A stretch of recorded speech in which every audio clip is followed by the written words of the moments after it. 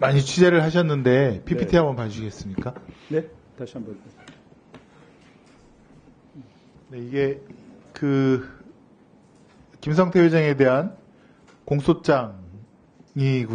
그다음에 오른쪽이 김성태 회장에 대한 판결문인데 죄명을 보시면 일단은 공소장에는 특정 경제범죄 가중처벌 아주 센 거로 기소를 했고, 그다음에 여기 주가 조작과 관련된 자본시장과 금융투자업에 관한 법률 위반 또 들어 있습니다. 네.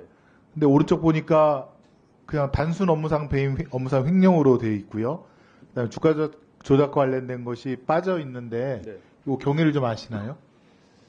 일단 제가 전체 그 검찰 수사 기록을 봤을 때는 김성태 회장 입장에서는 북한에 건넨 800만 달러가 그 회사 자금이 되면 유엔 제재와 유엔 제재와 미국의 제재를 위반한 게 돼서 해외 그 쌍방울이 해외 공장들도 있는데요. 그렇게 되면 아예 그냥 수출입을 못하는 상황입니다. 그래서 전체적인 기록을 봤을 때 이거는 나의 개인 자금이란 걸 굉장히 강조하고 있고요. 특히나 주가 조작 자본시장법에서 주가 조작 관련은 굉장히 형량이 훨씬 센 걸로 알고 있습니다. 그래서 그 부분을 공소할 때는 했으나 나중에 빠진 부분은 저희도 상당하게 이상하게 생각하고, 김성태 회장이 체포되기 전에 쌍방울 임직원들, 특히 오늘 오신 엄영수 증인을 비롯한 많은 임직원들이 김성태 회장이 대북 사업을 통해서 나노수의 주가 부양을 하려고 했다는 사실을 반복해서 진술하고 있습니다. 그러니까요. 그 나노스 주가 조작 혹은 주가 부양 관련해서 네. 김성태 회장 측이 최소 1,000억 이상의 수익을 올렸다라고 하는 그 견해도 있고, 실제로 아까 전환사채라든가 등등 해서 네. 그렇게도 보이는데, 제가 볼 땐 그것이 핵심이거든요. 불법 수익이 50억 이상만 돼도 엄청난 처벌을 받게 되는데 이것이 쑥 뒤로 밀려지고 빠지게 된 그런 거에 대해서 도저히 납득이 할 수가 없어서 한번 여쭤보는 거고요. 그래서 그 검찰이 수사 기록 중 일부를 법원에 증거 기록으로 낼 때 최근에 나온 그 김건희 여사의 도이치모터스 그 관련해서 증권선물거래위원회 시세 조정 분석 그 데이터가 있잖아요. 네, 해야죠. 예. 그거에 대해서 마찬가지로 쌍방울 그룹에 대해서 검찰이 의뢰를 했습니다. 증권선물위원회. 근데 그 네. 결과물을 법원에 제출을 안 했어요. 그래서 제가 드린 말씀은 김성태 회장은 그 주식을 특이하게 갖고 있거든요. 나노스는 92%가 김성태 회장 본인과 특수관계자들의 그 주식이었기 때문에 그것을 이제 판사는 팔지 않았기 때문에 그 이익 실현을 안 했다고 하는데, 엄영수 비서실장 진술한 걸 제가 보니까 2019년 9월 국제대회, 7월 국제대회 이후에 나노스의 주가가 상당히 올라서 그 김성태 회장이 자기가 갖고 있는 그 주식에 대해서 담보대출, 주가가 오르면 담보대출도 더 많이 받을 수 있어서 그 돈으로 북한에 200만 달러를 보냈다고 저기 엄영수 증인이 얘기를 했더군요. 예. 다음 PPT 한번 보시죠. 그러니까 이걸 보신 것 같아요. 엄영수의 검찰 신문조서 보면 검사가 쌍방울 그룹에서 합의서 체계로 IR 자료를 만들었는가요? 엄영수 왈 주가 부양을 위한 IR 자료 만들었고 당시 촬영한 영상으로 IR 자료를 만들어서 주가를 부양하려 했습니다. 본인이 이렇게 검찰에서 답변을 했고요. 다음 번이요. 예, 또 그렇습니다. 예, 진술인은 북한에 왜 50억 원을 줘야 하는지 들은 것이 있나요? 그랬더니 빨간색 밑줄 그은 그때 김성태 회장이 북한하고 합의한 것을 가지고 IR을 하면서 PR을 하고 다녔습니다. 그래서 나노스 주가도 움직였고요. 그리고 아까 제가 처음 보여드린 대로 한 달도 안 되어서 5,000원짜리가 9,000원이 된 거 아니겠습니까? 다음 번이요. 다음 번 없고. 그 다음에 엄영수 씨가 또 법정에서 검사의 물음에 대해서 주가 조작 나노스 자료를 토대로 주가 부양을 하려 했다. 법정에서도 똑같은 증언을 한 것이죠.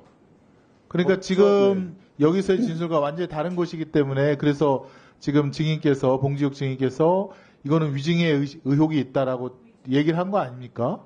그러니까 나노스의 IR 리포트라는 것은 김태균 씨, 그 해외 투자를 유치하려는 김태균 씨가 보니까 자기가 만들었다고 증언을 했고 판결이 그대로 그냥 그게 증언 인용이 되는데 그것도 사실이 아닙니다.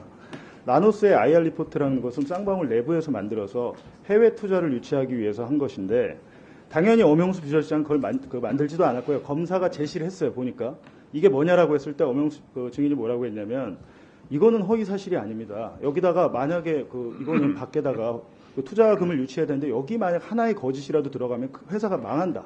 큰일 난다라고 얘기를 해요. 즉 계약금 500만 달러는 대북 사업 합의 체결의 대가다라고 본인들이 네. 죄송하지만 한 가지만 더 확인하겠습니다. 엄영수 씨 PC에 회사 내부가 카카오톡을 했는데 네. 아까 장경태 의원님도 지적하셨듯이 거기에는 박영철, 엄영수, 김영수, 장석환 이런 카카오 사람들이 국가 부양을 위해서 이런 거 하자 보고하고 이런 내용들이 카카오톡에 다 들어있는 거 아닙니까? 근데 저는 그렇습니다. 지금 오랫동안 취재를 하다가 이제 요즘 관련해서 좀 안 보다 오늘 와서 또 기록을 막 좀 봤는데요.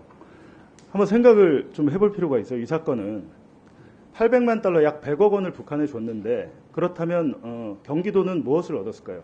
제가 기록을 보니까 경기도가 그렇다면 100억 원을 줬는데 이재명 지사가 방북을 하든지 아니면 북한으로부터 어떤 대가를 하나라도 받아야 되는데 경기도가 얻은 것은 없고 오히려 사건은 어떻게 돼 있냐면 이화영 부지사가 2019년 1월 17일에 쌍방울과 그 북한이 MOU를 처음 맺을 때 들어갔더니 당신이 여기 왜 오냐 북한 측에서 당장 나가라고 했다는 거예요. 저는 이런 것들이 너무도 이상하다.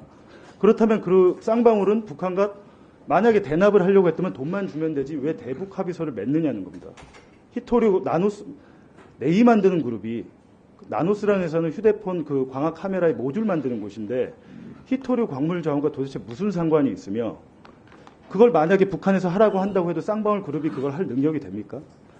쌍방울 그룹의 사업 계획서 자체가 만들 때 인터넷을 보고 만들었어요. 애초에 이분들은 제가 볼 때는 제가 여기서 오늘 언급이 안 되던데 KH그룹의 배상윤 회장이 지금 공범인데 해외 도주에 있습니다. 배상윤 회장과 김성태 회장은 2016년에 이미 쌍방울을 인수하면서 주가 조작을 한 것 때문에 징역형의 선고를 받은 공범들이에요. 근데 이 사건에 똑같이 그 두 사람이 들어와 있고 현재 배상윤 회장은 또 자기 회사 계열사의 주가 조작을 한 혐의로 지금 그 수사 선성에 올라 있습니다. 정리 좀 해주시죠. 네, 본인 진술도 있고 카카오톡 저기 질문을 이어가지 마시고 여기서 좀 마무리해 주세요. 이 정도 끝났습니다. 제가 말씀드려도 되겠습니다. 일단 추가 질문하시고요.